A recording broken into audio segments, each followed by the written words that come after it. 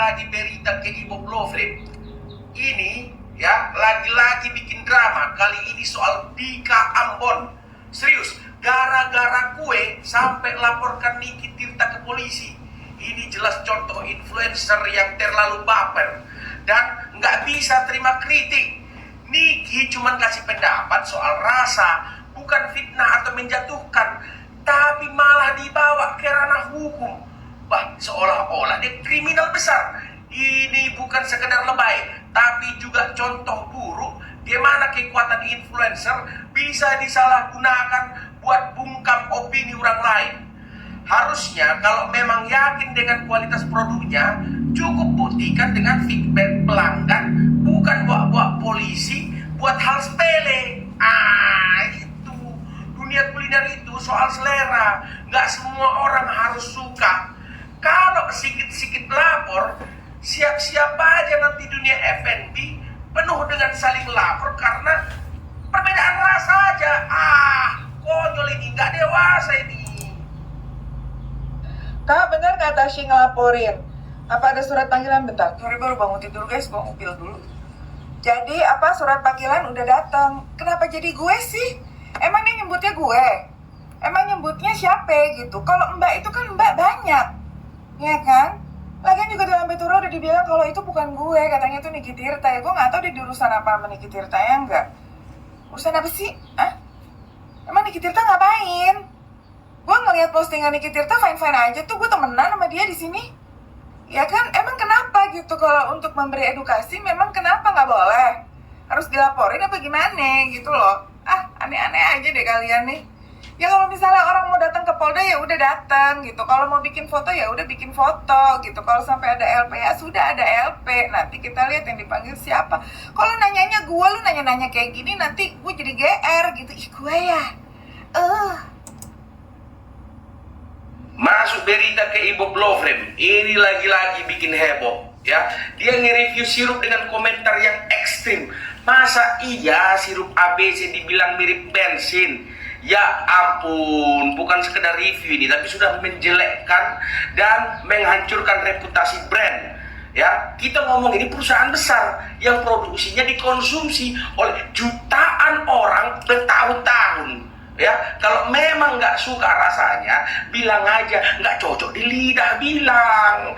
Bukan malah bikin sensasi yang terlalu lebay. Aduh, influencer itu harusnya punya tanggung jawab, bukan asal bacot demi engagement. Kalau benar ada masalah, tunjukkan data, bukti lab. Bukan cuma selera pribadi yang jadi senjata buat menjatuhkan bisnis orang.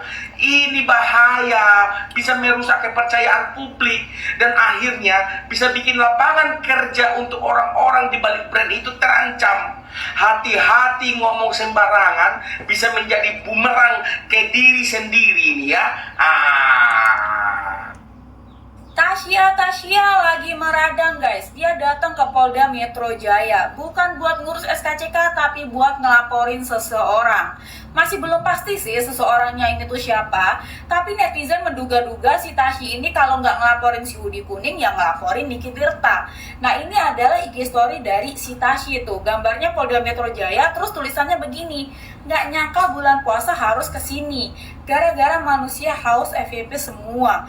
Nggak apa-apa deh, buat pembelajaran jangan suka sebar hoax, hate speech, dan giring opini ya mbak. Jangan ya mbak ya, jangan, hehe, kata Tasya. Nah kita reaction dulu IG story-nya ini ya, karena gue cukup terganggu sama kalimat yang ini. Gara-gara manusia haus FYP semua. Sedangkan menurut gua Tasya juga termasuk manusia haus FYP. Karena dia bikin konten battle Bika Ambon sampai menyebabkan kontroversi begini, yaitu semua supaya FYP. Semua orang bikin konten tujuannya ya buat FYP. Termasuk gua bikin konten reaction masalah ini juga gua pengen FYP. Jadi nggak usah munafik gitu. Jadi ini tolong direvisi ya Tasya ya. Ganti aja jadi gara-gara manusia haus kolak pisang semua. Nah itu lebih bagus tuh. Kebenaran kita orang kan lagi pada puasa ya. Dan lalu kenapa netizen ini menduga Tasya mau ngelaporin Hoodie Kuning? Nah itu gara-gara ini. Tasya tulisnya jangan ya mbak ya, jangan, hehe. Dia sebutnya mbak. Berarti dia datang ke Polda Metro Jaya mau ngelaporin cewek. Nah kemarin naik konten si Hoodie Kuning bilang kalau Tasya itu di-endorse sama Rika Riko. Lalu Tasya klarifikasi bahwa dia bisa buktikan dia nggak di-endorse sama Rika Riko. Ini kalau dilihat dari kacamata hukum ya, memang jatuhnya ke penyebaran hoax dan penggiringan opini ya.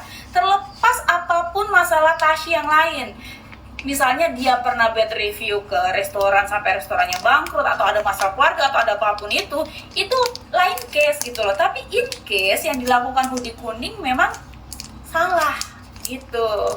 Nah lalu kenapa netizen menduga Tasya mau ngelaporin Niki Tirta? Nah itu gara-gara ini.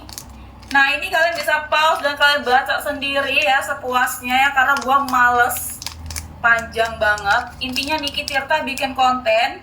Niki Tirta bilang ada food vlogger atau food reviewer yang bikin konten battle Bika Ambon, tapi battlenya ini nggak fair. Ada satu brand Bika Ambon yang dimasukin kulkas, dikeluarin, mengeras, di battle sama brand yang nggak dimasukin ke kulkas, disimpannya di suhu ruang. Jadi menurut Niki Tirta nggak fair gitu. Nah Tasya bikin klarifikasi, dia bilang semua brand Bika Ambon yang dia battle di situ dimasukin kulkas semua. Jadi netizen menduga Tasya mau ngelaporin Niki Tirta karena faktanya tuh berbeda gitu. Cuma masalahnya Niki Tirta nggak sebut nama Tasya. Jadi kalau menurut gua nggak bisa dilaporin ya, itu kalau menurut gua. Yang ada, kalau memang Tasya ini bener ngelaporin Niki Tirta dan laporannya ditolak, Niki Tirta bisa laporin Tasya balik atas tindakan tidak menyenangkan. Lagian ngomong-ngomong, si Hoodie Kuning sama Niki Tirta jodoh ya? Namanya satunya Hoodie Kuning, Niki Tirtanya pakai kaos kuning, sama-sama kuning. Menurut gua Tasya juga ada celah hukumnya guys. Dia juga bisa dilaporin sebenarnya. Jadi Tasya ini kan bikin konten ya soal Bika Ambonnya Cimehong. Di kontennya itu dia bilang Bika Ambonnya Cimehong ada kutu atau binatang kecil berkaki lah ya. Masalahnya apakah si Tasya ini bisa membuktikan? Apakah dia punya rekaman dari awal dia menerima Bika Ambon itu, dia masukin ke kulkas, dia keluarin, dia buka packingannya sampai dia temukan itu kutu ya. Apakah dia bisa buktikan dan dia punya rekamannya semua yang gak kepotong? Itu masalahnya. Karena kalau enggak, dia nggak bisa buktikan itu, dia pun bisa kena pasal penyebaran hoax ya, atau penggiringan opini, fitnah gitu. Jadi kalau kata gue ini liar nih masalah ya. Jadi ya kita tonton aja kelanjutannya bakalan gimana. Siapa sih sebenarnya yang dilaporin sama Tasya ini? Bahkan bisa jadi mungkin gua ya. Yang jelas bukan Cimehong. Karena Cimehong lagi sibuk nyanyi rohani. Kalau nyanyi rohani itu penyebaran firman Tuhan, bukan penyebaran hoax. Jadi fix bukan Cimehong. Tasya